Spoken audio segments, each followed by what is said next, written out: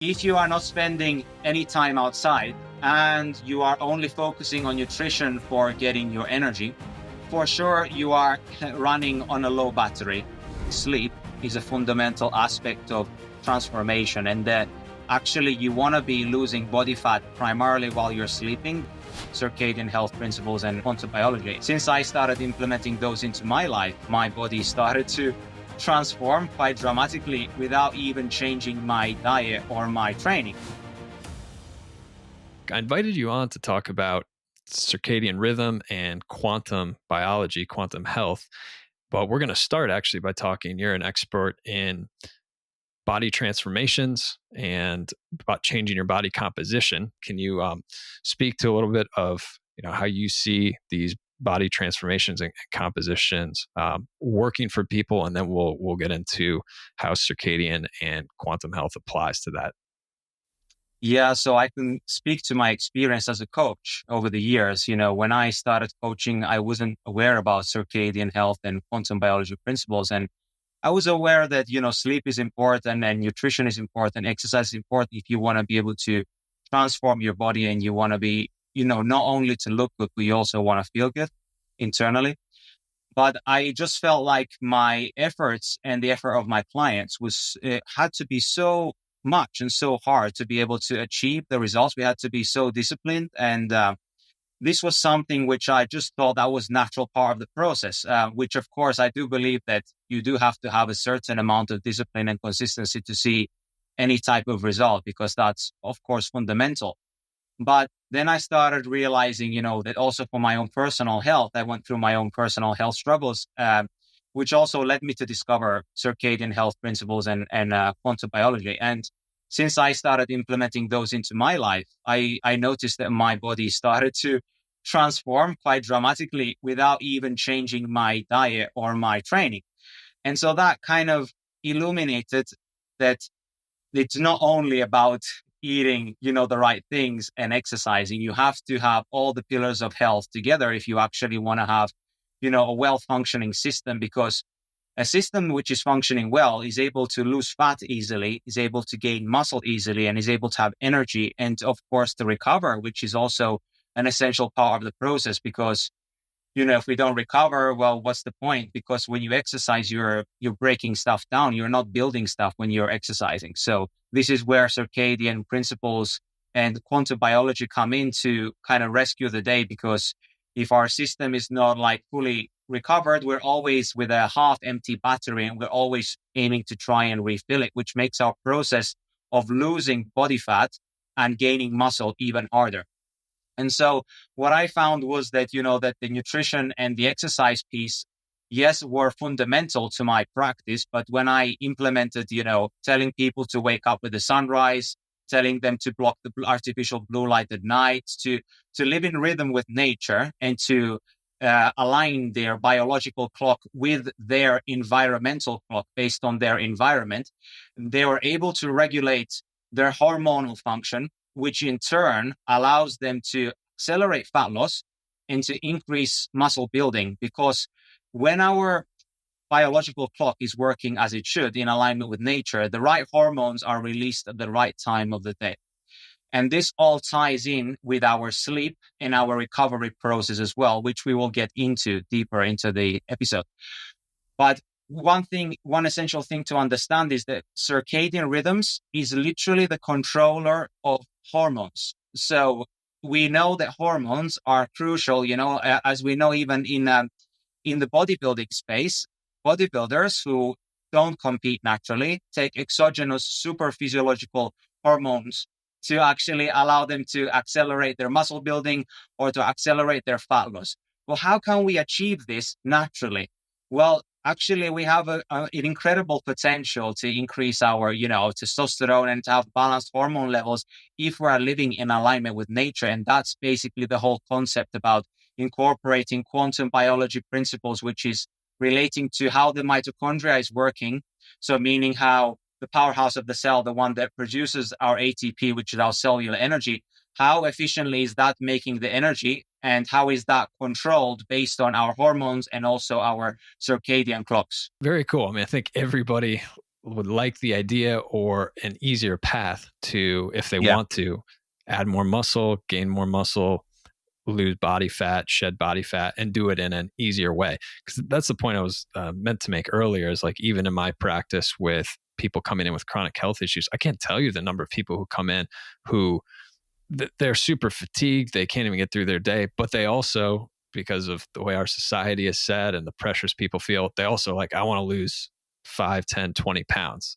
And they go about, and everyone is so ingrained that I just have to push harder, do more, restrict myself more, and feel more pain to do this. Yeah. So to have a way to do that, that's less effort, less pushing and grinding, but better results. I mean, who doesn't want that? Yeah. So, but someone might hear that and be like, no, that can't be right. Can you just define what circadian rhythm is? If just so we're all on the same page as a starting point, and then can you start to explain how is this so powerful that people can get this thing they want so bad that many people fight for, and honestly, many people feel is just unattainable. They may have tried and been hard on themselves and felt like they failed multiple times. So to hear, hey, there's an easier path, how can we explain how that can start to work? So circadian rhythms and quantum biology are intertwined, and we need to talk about them in relation to each other, because circadian rhythms relates to the body's biological clock. And like we have a master biological clock in our eyes, which is controlling many other biological clocks in our system. So, our cardiovascular system has its own clock, our digestive system, our musculoskeletal system. So there are ideal times of the day for certain things that are occurring in the body. And if all of those things are working coordinated and well as they should, we feel energized when we wake up in the morning, and we feel tired when it's time to go to bed. But if those things are not working as they should, then we wake up feeling groggy, we feel extremely tired, and we feel extremely energized when it's time to go to bed. And this is why we call it like a clock, because basically we have the ability to shift that clock forward and backwards based on our habits and our behaviors. And how do we actually regulate that clock naturally? Well, if you look at any animal, or before we used to live in houses and we used to live more in teepees and in nature, in our with our primal ancestors, we basically used to be grounded to the earth with our bare feet, the 24/7, without rubber-soled shoes, number one. And number two, we are exposed to the elements of nature, meaning the change in temperature, which is also regulating our circadian rhythm. And we are also exposed to natural light throughout the entire day. And that doesn't mean we are in direct light the entire day, but it means we experience unobstructed light, not behind glass, not behind windows. We are not sitting in cars. We are not exposed to artificial blue lighting, which everything has artificial blue lighting these days, which comes from phones, cars, the roof, like anywhere in your office. Basically, everything is artificially blue lit now, which means it's devoid of the beneficial red and infrared rays that the sun contains, and also UVB and UVA and, the other colors of the color spectrum. So the sun comes in a complete full spectrum, which means it contains all the colors of the rainbow. And our biology is understanding, based on the signals that we are receiving in our eyes, what time of day it is based on that ratio. So the ratio of the colors changes throughout the day. You can observe this at sunrise. The sunrise is more orangey red. As the day progresses, in the midday, we have what you call like this piercing white blue, which is almost representative to artificial blue light, but that would be an insult towards sunlight. But let's give that as an example. And then as we go throughout the day, we're heading into afternoon time. Again, we are having the reverse action of what we saw at sunrise, but it's going to be a little bit more red hues and more infrared left, and there's going to be no UV, no blue. The sky is, of course, blue, but you see the sun is actually changing color, and this is programming our biology what time of the day it is, so it knows what to do with the hormones, right? So the hormones only know what to do based on the light that it receives through the eyes. Of course, there are many other things that influence hormones as well, but the release of the hormones are highly dependent on the light that we receive and at what times of the day we receive it.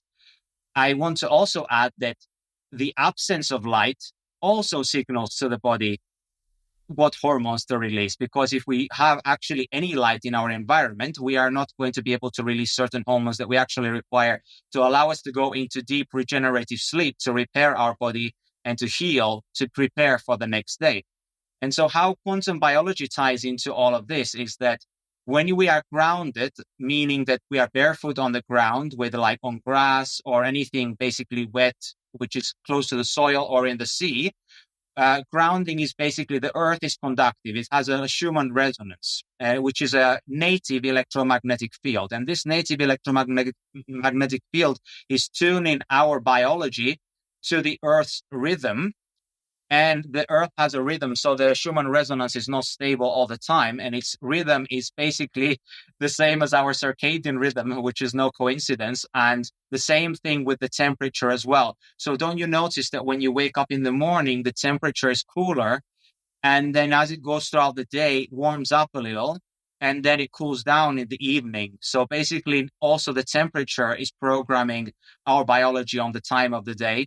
But also when we are exposed to the sun, which is also quantum biology principle, we are receiving photons, right, which is light, and our melanin is able to capture electrons basically, or convert electrons basically in our skin, and is able to release them in the system. And our system now, our mitochondria, can utilize them anywhere in the body where it requires extra energy to produce ATP, which is our cellular energy, which you need to do everything really to survive, to heal, to repair, to regenerate, to have brain function, to perform, even to sleep good. You know, the more energy you have in the system, the more better your body functions. And so you're kind of seeing now a little bit of a pattern that I'm always talking about the energy. And I like to call the body a battery, a biological battery. And there are certain things which charge our battery, and there are other things in life, in our modern environment, which deplete our battery.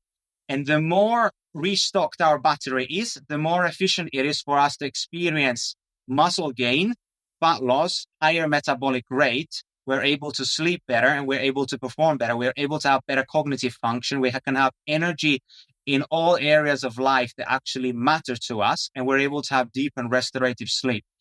And so if your battery is depleted, now your body is going to try and preserve the energy. So it's not going to allow you to lose fat, even if you eat less food and you do extra, cardio, extra exercise. And this is why it's so important to regulate the foundation before we actually try and force the body to do something it's not ready to do, because its battery is depleted.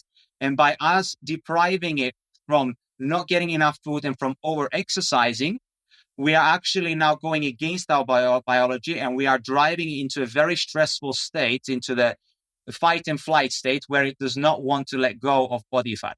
So that was just an amazing overview of how this all works. Because I know, back in the day, I never even thought about this getting energy from the sun. I mean, it makes sense when you break it down and step us through it the way you did. But probably back in the day, I just thought, I don't know, I eat and I break down food, and I guess that's where my energy comes from. And then I sleep, and I don't know, that restores energy somehow.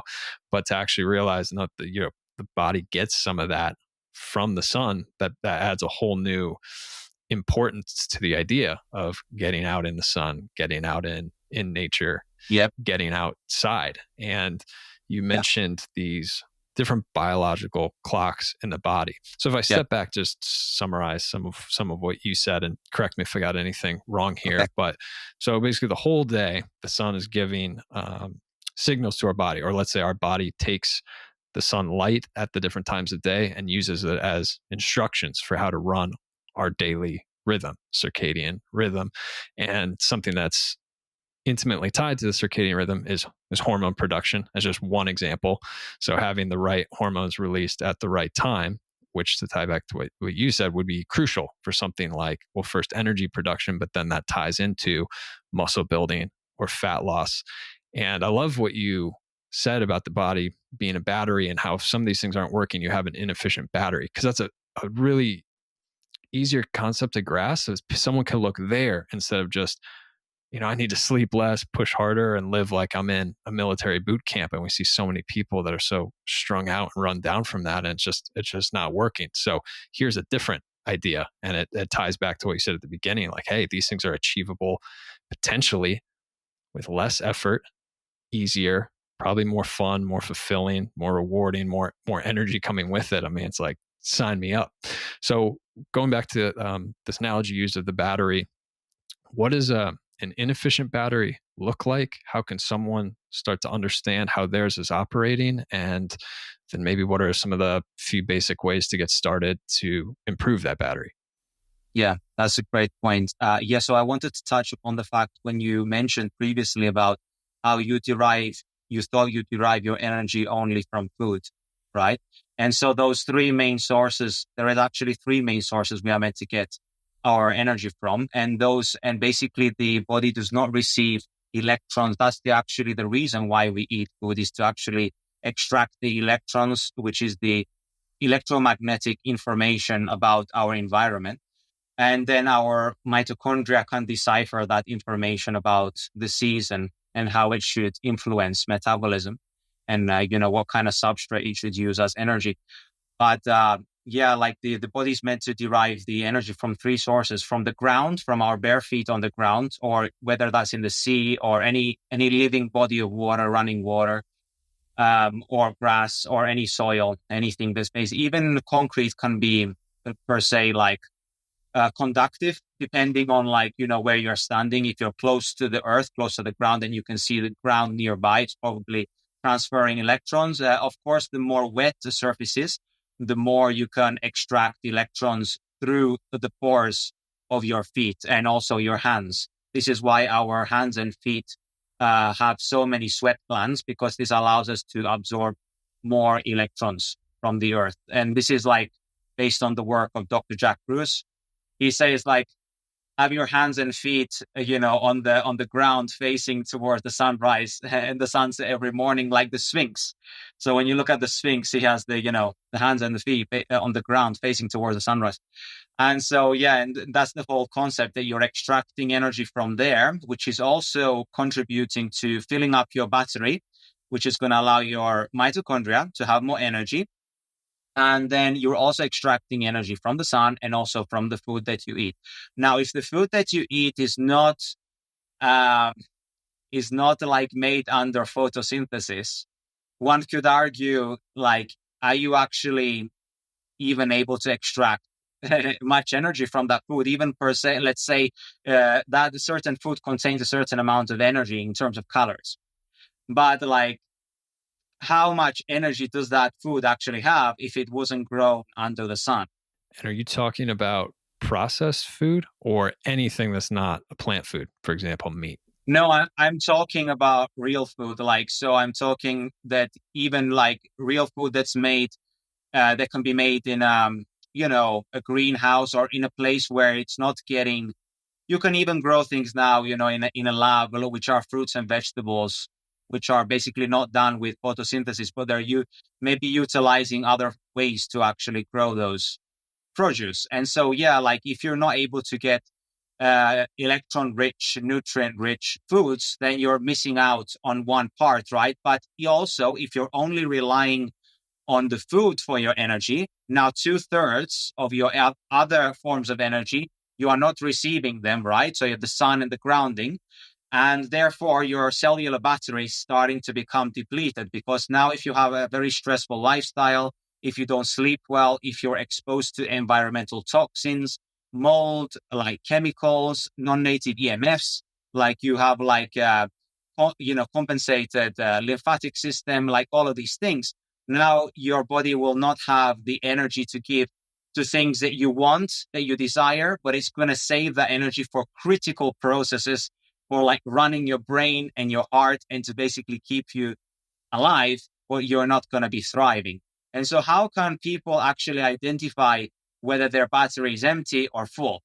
Well, a simple way is not necessary to look so much on how you feel, but to actually look at how your lifestyle is structured. So, for example, if you are not spending any time outside, if you are not spending any time grounded, and you are only focusing on nutrition for getting your energy, then for sure you are running on a low battery, whether you want to accept it or not. You definitely are experiencing, some form of fatigue, some form of lethargy, some form of tiredness, throughout the day, which you don't really have to experience if your body is healthy. So, and also, you're not going to be able to sleep as deep either, because when a body is agitated or when it's lacking the energy, when it's stressed out, the body is constantly stuck in fight and flight. It cannot shift into a parasympathetic state. And to be able to shift into a parasympathetic state, believe it or not, we actually require energy for that. And you would think that it doesn't require energy to get into parasympathetic state. Well, actually you do, because the more at ease your cells are, the easier your body can convert that energy into ATP, or your mitochondria are actually healthy. If the mitochondria are dysfunctional as well, you're not able to generate that ATP either. So this can all occur at the same time. So if you're depriving your body from all those sources of energy that we talked about, and you have dysfunctional mitochondria, and you're beating it up on a daily basis, feeling like you need to do more to be able to reach your goals, now you're going to be constantly running on low battery, and you're going to be getting sick easier. You're going to be feeling, tired. You're going to have the feeling to drink more coffee all the time to be able to sustain your energy levels. And you're probably going to need some drug or some alcohol or something to knock you out at night. And if that sounds like you, or if you feel like you're a night owl, a night owl doesn't exist. There's no such thing as a night owl. It's just a dysregulated circadian rhythm. And so all of these things together, they are piling on top of each other. Now, obviously, the opposite of that would be a full cellular battery, right? You have good energy pretty much the entire day. You wake up feeling energized. You don't feel the need to drink coffee first thing in the morning. You feel like your vision is clear.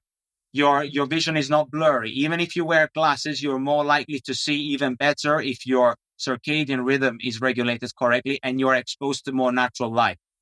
So all of these things, like, they are contributing to, the health pyramid, or the pillars of health, which are stacking on top of each other. So if you eat right, you sleep right, you have your circadian rhythms and your quantum biology principles. And I always put exercise at the tip of the iceberg of a health pyramid, because that should be like your last thing on the list that you should be doing if you have a low battery.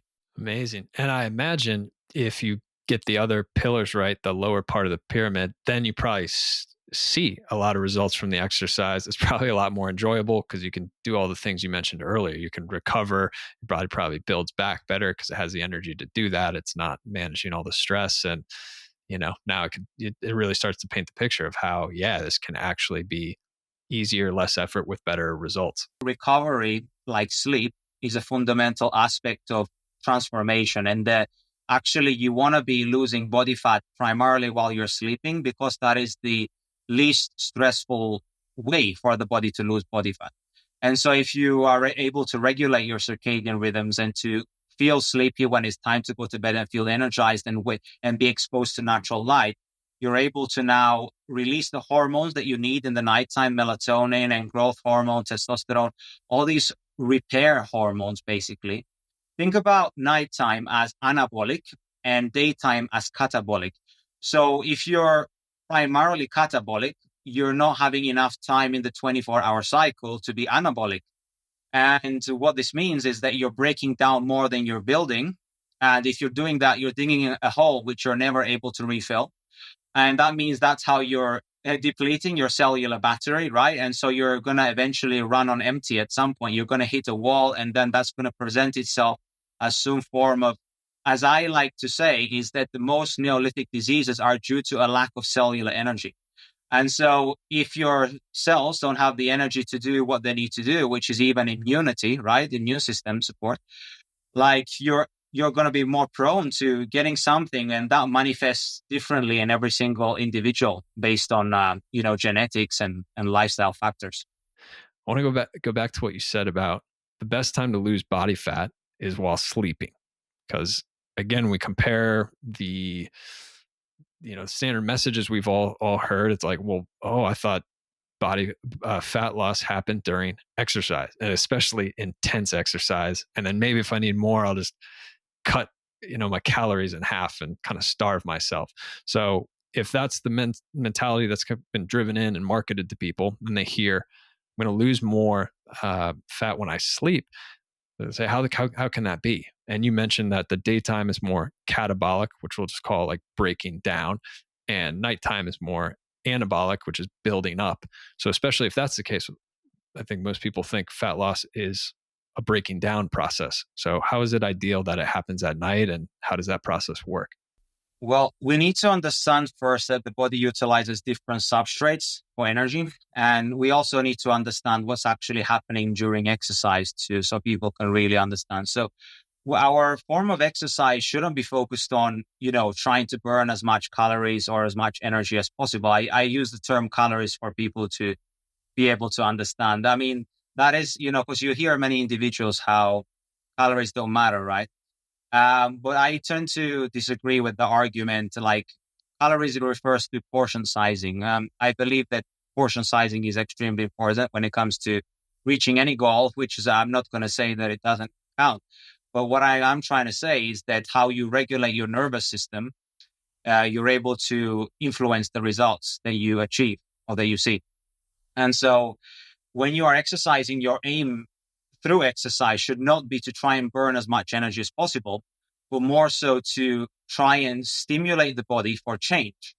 And in what type of change do we want that? We want it to stimulate the body to release growth hormone. We want to break down muscle. We want to be catabolic during exercise. We want to strength train, resistance train, so that we are focusing on hypertrophy, so growing our muscles. Because when we grow our muscle, we are basically, if we rebuild the muscle, where most people don't, because they are not focusing on recovery and enough protein and sleep. And so if you're basically able to recover, then you're able to rebuild your body. And now you have a higher metabolic rate, because muscle is a very energy hungry organ. And I like to call it an organ because it is. It has multiple functions in the body, right? It's able to hold on to glucose or carbs from our food, basically, and it is able to drive, those carbs into the muscle cells without the presence of insulin, which makes it pretty cool. And so that means that also decreases our chances of developing type 2 diabetes, or even reversing, type 2 diabetes, in combination with, a nutritional approach and, healthy lifestyle practices. And so, yeah, so basically when you are exercising, your goal shouldn't be like to try and burn as much as possible, because what raises your resting metabolic rate the most, which is basically how much energy you are burning while sitting down and doing nothing, is determined a lot by your body mass. And that's specifically by your lean body mass. And the bigger your lean body mass is, the more energy you expend by sitting down and doing nothing. And who doesn't want to just sit down and do nothing and burn extra energy? I do, that's for sure, because I enjoy and I love eating food, and I get to eat more food because I have more muscle. And that is one of the coolest things about attaining more muscle on our body, is that we're able to actually eat more, and we're able to utilize fat while we sleep as well. Now, of course, we have to be in a calorie deficit to be able to lose fat. It doesn't have to be extreme, but we definitely need to be focused on, if someone comes to me initially and they are overweight, what I would rather do is not put them to start losing body fat. I would rather them have a maintenance calories and them to build muscle mass efficiently, or even in a slight surplus of calories. And once we have raised the metabolic rate, the resting metabolic rate naturally, through increasing our lean body mass, now we can restrict. But the funny thing is, the restriction doesn't have to be so restrictive, because now we have a higher resting metabolic rate. And so this is how we are able to basically utilize body fat while we sleep, because while we sleep, we also use energy, right? And when we are not doing something which is anaerobically demanding, meaning that it's basically utilizing all the oxygen that's available in our body, and then we have to start running on anaerobic metabolism, we are primarily using fatty acids as a fuel, which is basically fat, right? And so if you're in a calorie deficit, you're most definitely going to be utilizing fat while you sleep. Every time when you do exercise in terms of resistance training, you are mainly utilizing carbohydrates as a fuel, glucose, because you are tapping into your anaerobic metabolism. Every time you do something like endurance running, which is not straining you and you feel like you can maintain it for a prolonged period of time, you are utilizing fatty acids. The differences between those two activities, the one builds muscle and the other one doesn't. In fact, when you do long distance running and this type of activities, you are more likely to catabolize your muscle because your body, even if you're eating actually in a surplus, for the reason being that your body says, you are spending way too much energy right now. I need energy for my cellular processes. How do I make you to be able to spend less energy while you're conducting this activity? Well, let me start catabolizing your muscle mass, as you see in marathon runners, right? Like their body is extremely lean and like very small because their muscles are become efficient to using as less energy as possible to be able to sustain the act of doing. Versus a sprinter, for example, who is doing 100 to 400 meter sprint, they are extremely muscular and jacked and have very low body fat because now you're telling the body that we need to have explosive power and strength. And if you require those two things, you need to build muscle mass to be able to perform the activity. And now also as well, you're using up your your glycogen, which is stored. And now that means you have depleted muscles and all the food that you are basically eating from, if it's a carbohydrate rich source, is getting sucked into your muscles and it's not going towards body fat. It's getting partitioned into your muscles. Okay. Amazing explanation. That if people just replay that 5-minute segment there, a couple times to download it, it can bust a lot of myths and probably get way better results. So there's one part I want to circle back to. So you're saying at rest, we utilize fatty acids for energy. So fat. Yeah. And then also at, say long-term, I don't even know what say excessive cardio, these long extended periods of exertion. At some point, the body will also flip to fatty acids. Yes. Yeah. No, from the beginning, pretty much. Like if you are not forcing the body to do something hard, if your respiratory rate is fairly normal and you're not building lactic acid in your muscles, you're basically more in an aerobic state. And aerobic state means that there is a presence of oxygen in the muscle. So now the muscle is not getting fatigued. And why is the muscle not getting fatigued? Because there is a presence of oxygen and oxygen is able to produce energy in the mitochondria. But when there is an absence of energy, now our body has to utilize carbohydrates as a fuel. And so when those carbohydrates begin to run out in the body, then the body has to shift again to converting fatty acids into glucose to fulfill or to sustain the anaerobic activity, which is called gluconeogenesis. Okay, right. So it's just an extended period of time of exercise that you burn through your glucose stores, which is the carbohydrates. And then as you get closer to that point, the body starts breaking down, goes through gluconeogenesis, creating glucose from other sources. Yeah, but mainly like you don't even need to burn through that initial glucose to tap into aerobic metabolism. Like when you're walking, for example, it doesn't feel hard, right? So if it doesn't feel hard, even if you've eaten many carbs, you are not going to use those carbs. Your body stores them for later because it prioritizes glucose as its primary fuel source. And what does this mean? It means it's the primary fuel source for emergency. So it's not going to use that first. It's always going to leave it last. So when you are doing something like a sprint, you are indicating to your body that you are running away from a threat. So now you are tapping into anaerobic metabolism, meaning there is an absence of oxygen because your muscles utilize the oxygen and now you have a lack of oxygen. And this is what leads to the burning sensation of your muscles because there is a lack of oxygen and there's a lactic acid buildup in the muscles. And then this is allowing us to utilize our glucose metabolism. But when we are doing aerobic activity, which is endurance, anything endurance is considered aerobic. Once you pass a certain threshold where you start to go so fast that fast for your body, because this is bio-individual, by the way. Like if you go after a certain level, your body is tapping into anaerobic metabolism. So if you're running now, it's starting to become a bit more like sprinting type of running. you are utilizing both. You are utilizing both glucose and fat. And if you go faster than that, you're mainly using glucose. Okay. Got it. So I want to try and tie this back to health, diet, and nutrition a little bit. Yeah. And I'll just use myself as an example. So when I first started getting into health, I changed my nutrition, and it was exactly like you've described. Is like, wow, everything's easier. I'm going to the gym less, but I'm performing better. I have more energy. I'm sleeping better. And that was, I won't even say it was just from nutrition, because I was just getting healthier. So I was probably doing a number of these circadian and quantum health principles without really thinking about it. I'm sure I was getting more sunlight. I know I was getting outside more because I had energy and I felt like going and doing a workout. And like I said, it was easier. So that really made an imprint in me. And the way I was eating at the time was a therapeutic diet with popular doctor who helped a lot of chronically ill people, but it was more to the ketogenic side, which is where you're eating higher amounts of fats, low carbs, to the point where your body's using those fats as a primary energy source, creating ketones. And so that put the idea in my head that this is the way to do it. This is so much better.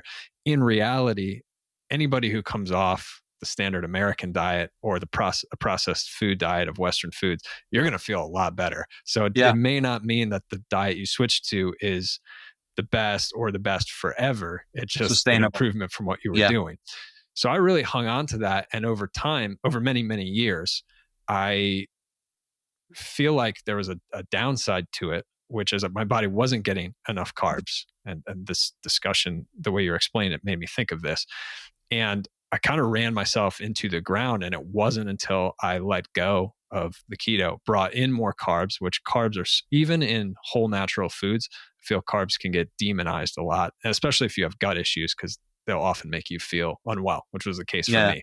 So I had in my mind made these natural foods, been like, those aren't great, I shouldn't eat them. But really I needed much more carbs for my metabolism. I just totally didn't understand that at all. I just knew I felt better by cutting things out. And then, which was great for a little bit, but I held on to it too long. So can you speak to that from the diet standpoint? And then I know you have your own story of trying different ways of eating and making mistakes and finding optimal for you. But if any of this is supported or made easier by the circadian principles or the health pillars you mentioned, I would love to hear how people can use those to help make the diet a little less dicey and rigid. Right. Well, a lot of this is bio-individual, as you talked about in your situation. Like your gut was maybe not working as optimally as it could be, right? And therefore, it was hard for your body to tolerate carbohydrate-rich foods or certain, carbohydrate-rich foods. Maybe you found an easier time eating things like honey or eating things like white rice or something that is very low in fiber. Am I correct? In general, yeah. Yeah. So basically, when you eat things which are, carbs, which are coming primarily from vegetables, they have a lot more plant defense chemicals. And if you have gastrointestinal issues or GI issues, it's going to irritate the gut way more.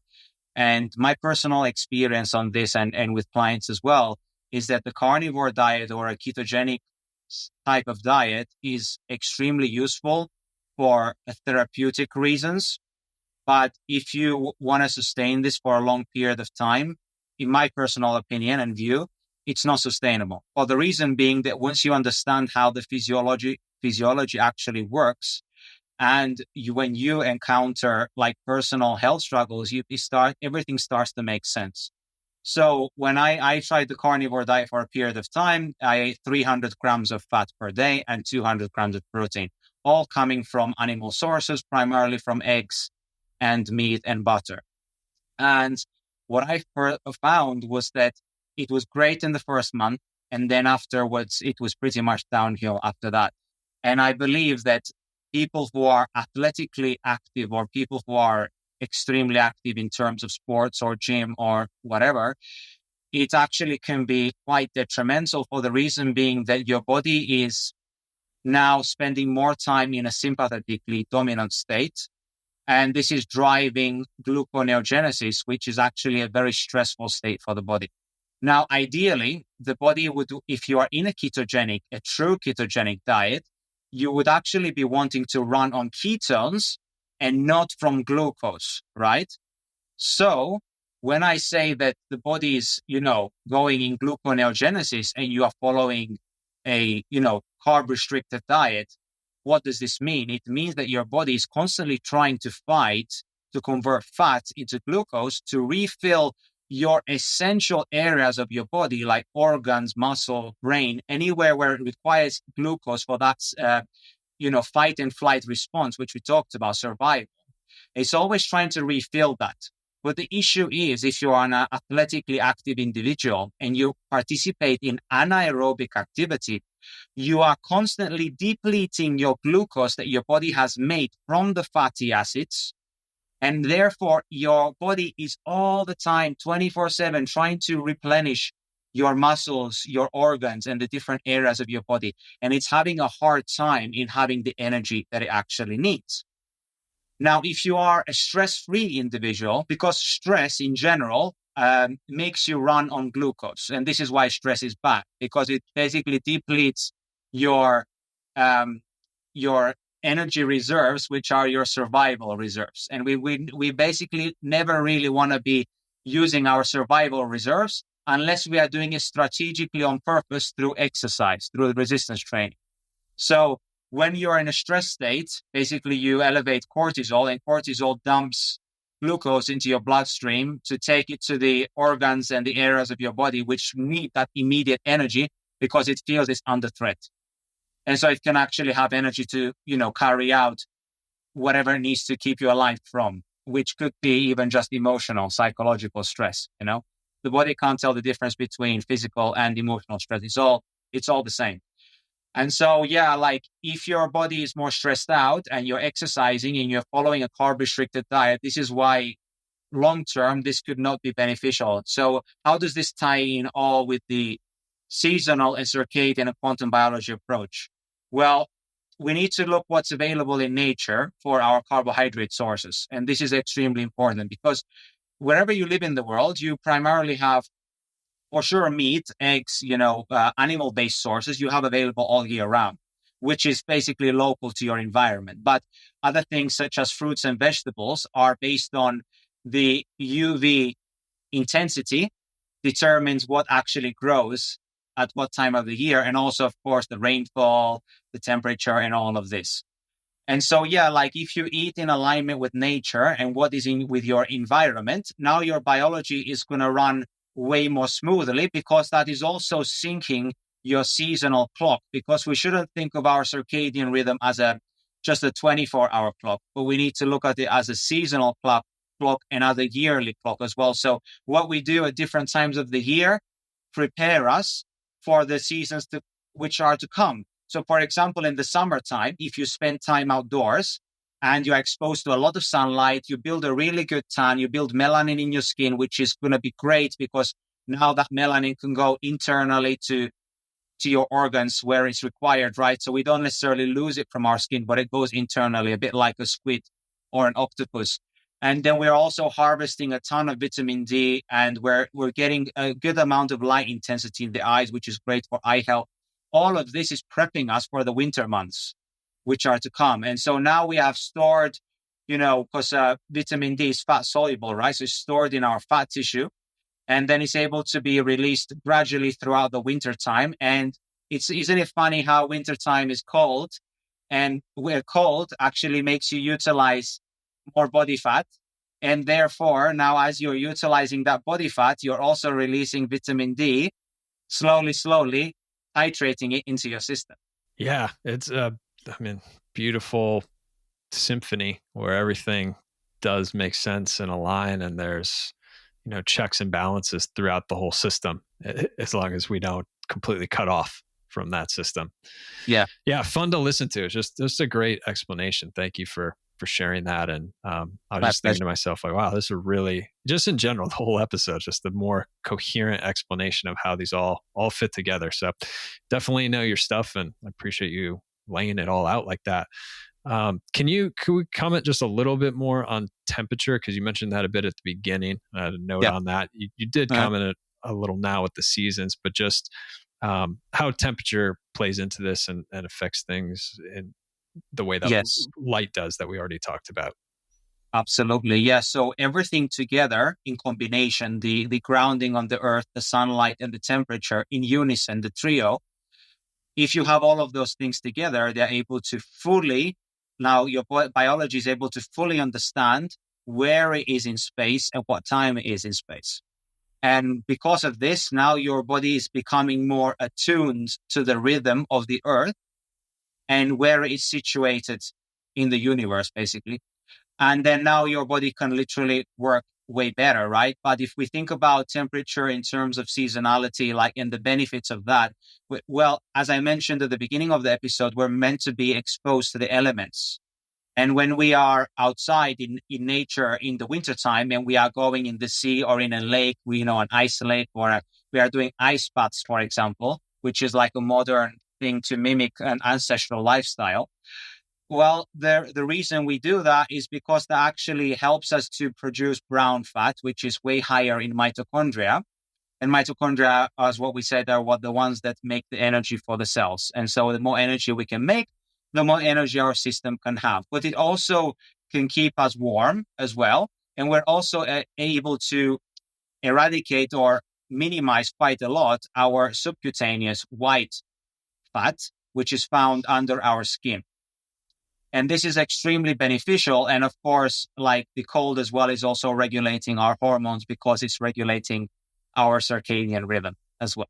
And how about from day to day or during a 24-hour period as opposed to the seasonal changes? So you've mentioned a couple times being out in the elements. Obviously, most places have, and a lot of parts of the world have temperature controlled environments. So if you stay inside all day, you can be in a 70-degree Fahrenheit environment for 24 hours straight. How can we contrast that with the benefit from getting inside, outside, cooler morning or evening temperatures versus the heat of the day when the sun's at its strongest? Well, number one, like it's incredible for immunity to be exposed to the elements because it teaches the body to not be reactive in a way because it's all the time exposed to that environment. So it's not in a state of shock. And so that's one huge benefit of spending more time outdoors in general. But like if we just talk about the temperature changes, like of course that regulates our metabolism, and especially based on the seasons, like in the summertime, our metabolism is quite elevated because we're getting more infrared heat, we're able to generate more energy, our mitochondria are working better. But now because in the winter we have an absence of light, we basically now need to compensate for that. And so now our metabolic processes speed up due to the exposure to cold. But if we are sitting indoors in an indoor environment where we have everything, temperature regulated, our metabolic rate is basically tanked because we don't get way less sunlight if we are exposed to sunlight in the summertime. And then we are also not getting the temperature change. So now our body is like very stable. And the metabolic rate is also massively influenced. So that's also impacting our fat loss goals or even our muscle building goals as well. Yeah. So another great way to tie it back to, actually just getting outside more can make fat loss, muscle building, body composition goals easier to attain. To wrap up here, I want to circle back to these the health pillars as it relates to either circadian or quantum health. What are 3 simple things? Because we talked about a lot. So just someone who's listening to this that might want to implement or try for themselves, what would be 3 simple basic things people could choose from to pick one and apply in their life? Okay. Well, I kind of figured that we didn't talk about so much about the things that deplete the cellular battery, right? And I would say that those 3 things that we talked about earlier, sunlight, grounding, and temperature, those are like fundamental that to do, which refill your battery and to eat seasonally and so on and to sleep well. But if you are doing the counter to that, which is all the things that deplete the battery, all of those efforts are basically, they're not going to go out the window, but you're never going to be able to feel vital. So it is crucial that you remove from your life all the things which are actually depleting your battery. And we can name 3 things. So you need to remove as much artificial blue light from your environment as you can after sunset, hence the red light bulb in the background and why it's getting dark in front of me, because now outside it's basically dark and I should be wearing my red blue light blockers right now, but I'm not. And so block the artificial blue light after sunset. That's number 1. This is crucial because if you don't block the artificial blue light from screens, from light bulbs, from cars, of course, if you're driving, don't wear blue light blocking glasses. You're going to cause an accident. You're also not going to see the green light change or the red. So it's going to be a little bit, if you are doing any type of activity which is dangerous, you probably shouldn't be wearing red blue light blocking glasses. But if you are at home or if your home has, like myself, I've changed all my light bulbs in my home to red. So I do not need to wear my red glasses if I don't have to look at screens. So this is why we want to be protecting our melatonin, because blue light after sunset shuts down our melatonin production and delays the release into the bloodstream. And so what this actually does, that means that it's in our bloodstream way later than it should be, which shifts our circadian clock forward.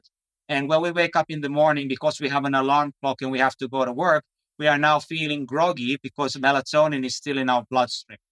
And so actually, if we want melatonin to be released at the correct time, which is primarily around 10 o'clock in the evening, you should be prepping your body multiple hours before, 2 to 3 hours approximately, no exposure to artificial blue light at all, 0 in your environment. And this includes to your skin as well. And because we also have photoreceptors in the skin, not only in the eyes. And so, so the blue light, blocking the blue light is crucial because it signals to our body that it's midday if we're exposed to that type of light. And when it's midday, we are going to spike cortisol in our blood. And this is what shuts down melatonin production. So cortisol is the opposite of melatonin. Cortisol keeps us awake, alert. It basically puts us in a state of fight and flight. And it's going to shut down our repair hormones, which we already talked about, how important it is to be able to get high quality sleep and to release those repair hormones at the right time. Because if you don't, you're not going to recover and replenish, and you're not going to be anabolic. So this is really, really important.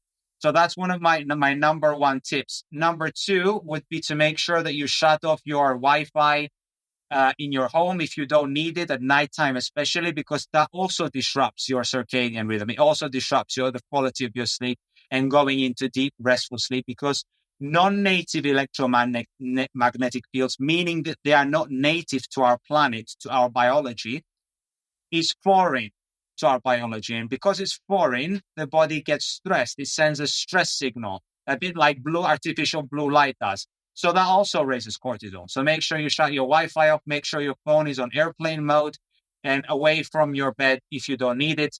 Make sure that you unplug devices from the wall, because when devices are plugged in the wall, they emit an electric field. And especially if it's on, you have an on switch on the wall. Like here in Cyprus, we have an on switch. I know in many countries, there's no on switch on the wall. So there is a massive risk that the wires, if you use an EMF meter, you can measure it. There is a massive electrical field which is emitted from the wire, even if the device is per se off, but there is an electrical current running through the wire the entire time. And if that's close to you, that is influencing your biology in a really big way. And number 3 would be to get as much nature time as possible and minimize your indoor time. Because if you are, in the elements, if you are outside, you are more likely to be connected with nature, which is not only great for your physiology, but it's also great for your mental health and your spiritual, journey as well. Because you need to remember that you are nature, and you are not separate from it. And this is the issue that we are facing now in our modern world. We have created an artificial environment where we have disconnected ourselves so much that we think that we are superior to nature or apart from nature. But actually, nature needs us and we need nature. And so when we are working in relationship with nature, now we can look at everything with divinity and we see the love in everything. And when we are disconnected from nature, we think of nature as insignificant, not as important. We don't care for our planet. And, what is in our surroundings. So if we really want to actually heal our planet, we need to first heal ourselves through our health, taking ownership of our health, but also by spending time outdoors. Well said. Andreas, if people want to work with you or they want to follow more of your work, how can they do that?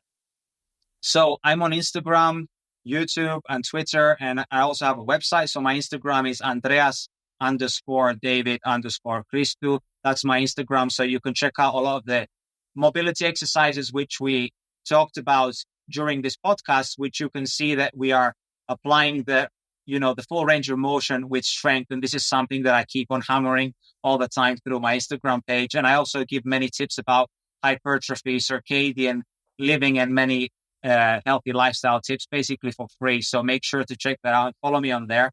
And also drop me a comment and say that you came here from Josh's podcast. So that would be awesome. And also my website is mobility-fitness.com. That's where people can find and work with me. I offer holistic movement coaching practices. I also offer gym workout programming for hypertrophy, fat loss, whatever your goal is, functionality, nutrition plans, and also lifestyle optimization, because I believe a holistic approach is one of the most important things when it comes to health and fitness, because it's one thing to look good and another thing to feel good. It's great if you can have everything together, and that's my aim. All right. Well, we'll link to all that in the show notes. So if you're listening, just scroll down and click whichever one you want to check out more of Andreas's great info. Andreas, this was a pleasure. Thanks for sharing all the great information. Thank you so much, Josh, for having me on your podcast. It was a really great and fun conversation.